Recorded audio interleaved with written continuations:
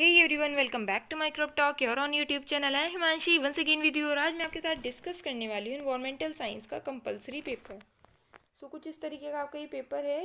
ये जो पेपर है कंपलसरी होता है बीए के लिए, बीएससी के लिए, बीकॉम के लिए, मतलब सभी ग्रेजुएशन कोर्सेज के लिए।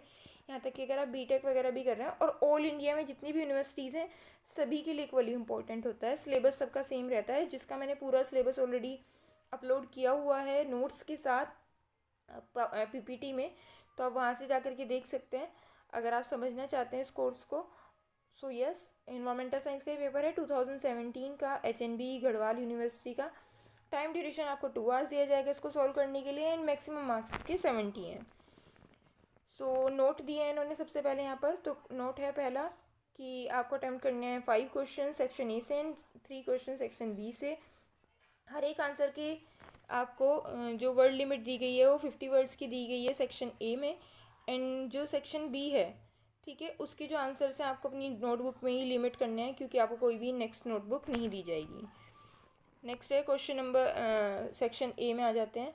तो यहाँ पर लिखा है attempt any 5 question, each question carry 5 marks. ठीक है, आपको 5 क्वेश्चन अटेम्प्ट करने हैं, हर एक क्वेश्चन 5 मार्क्स कैरी करता है। तो फर्स्ट क्वेश्चन की तरफ मूव करेंगे, जो कि क्या है, डिफाइन सस्टेनेबल डेवलपमेंट। ठीक है, सतत विकास को आपको यहाँ पर बताना है, डिफाइन करना है क्या होता है। 5 मार्क्स के अकॉर्डिंग ही आपको इसका आंसर देना है, तो उस हिसाब से चलें अपने आंसर को लेकर के, क्योंकि 2 आवर्स की ड्यूरेशन आपको दी जाती है। क्वेश्चन नंबर 2 है डिफाइन इकोलॉजिकल सक्सेशन। ठीक है, आपको इकोलॉजिकल सक्सेशन को डिफाइन करना है यहाँ पर। ठीक है, हिंदी इंग्लिश दोनों में आप देख सकते हैं, आपको पेपर दिया जाता है। क्वेश्चन नंबर 3 है सतलुज, यानी कि ये है which state are involved in the water conflict of Sutlej Yamuna link canal. ठीक है, कौन सा स्टेट है जो कि इन्वॉल्व है किसमें, वाटर कॉन्फ्लिक्ट में, सतलुज यमुना लिंक कैनाल की। ठीक है, नेक्स्ट है question number 4, name 3 renewable energy resources. ठीक है, आपको रिन्यूएबल एनर्जी रिसोर्सेज के बारे में बताना है 3। नेक्स्ट है व्हाट इज़ एसिड रेन, आपको एसिड रेन के बारे में बताना है। Given equation for the formation of acid rain by emission of SOx और NOx। ठीक है, आपको क्या बताना है, सबसे पहले एसिड रेन के बारे में बताना है, देन आपको इक्वेशन देनी है किसकी फॉर्मेशन के लिए, एसिड रेन की, किसके इमिशन से, SOx एंड NOx के इमिशन से। नेक्स्ट है व्हाट आर ओजोन होल्स। ठीक है, ओजोन होल्स क्या होते हैं।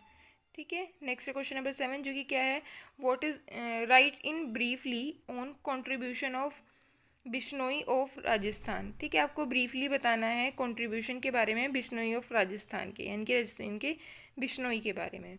नेक्स्ट है यहाँ पर सेक्शन बी। सेक्शन बी में आपको 3 क्वेश्चन अटेंड करने हैं और आई थिंक 6 क्वेश्चन दिए होते हैं और हर एक आंसर के 15 मार्क्स हैं।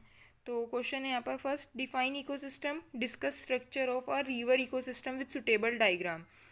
आपको सबसे पहले इकोसिस्टम को डिफाइन करना है, देन डिस्कस करना है आपको किसके बारे में, ये स्ट्रक्चर के बारे में, रिवर इकोसिस्टम की, एक सुटेबल डायग्राम के साथ 15 मार्क्स का, क्योंकि ये आंसर लिखना है आपको। नेक्स्ट है what do you mean by non renewable energy resources. Non renewable energy resources से आप क्या समझते हैं, and discuss are non renewable energy resources and their importance for the environment.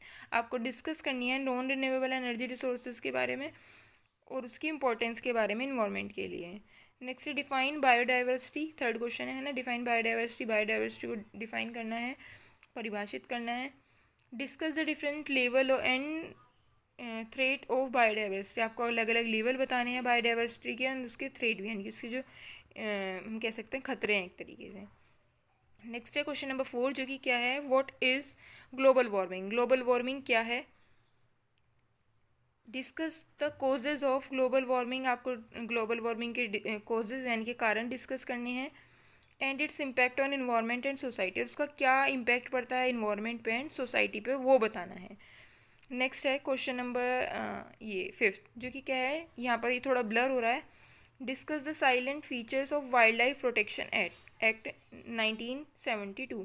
आपको वाइल्ड लाइफ प्रोटेक्शन एक्ट यानी कि वन्य जीव संरक्षण अधिनियम के बारे में डिस्कस करना है, उसकी सैलिएंट फीचर्स को बताना है। ठीक है, जो कि कब दिया गया था, 1972 में।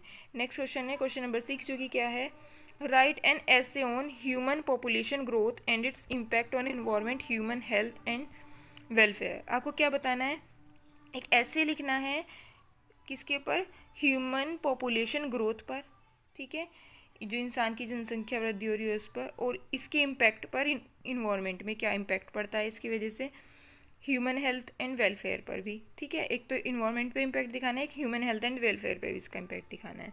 सो यस, यही था हमारा आज का वीडियो। आई होप ये वीडियो आपके लिए हेल्पफुल रहा होगा। वीडियो को लाइक करें, वीडियो चैनल को सब्सक्राइब करें, कमेंट सेक्शन में बताएं अगर आप कुछ जानना चाहते हैं इससे रिलेटेड। आज के लिए इतना ही, मिलते हैं नेक्स्ट वीडियो में। Thanks for watching.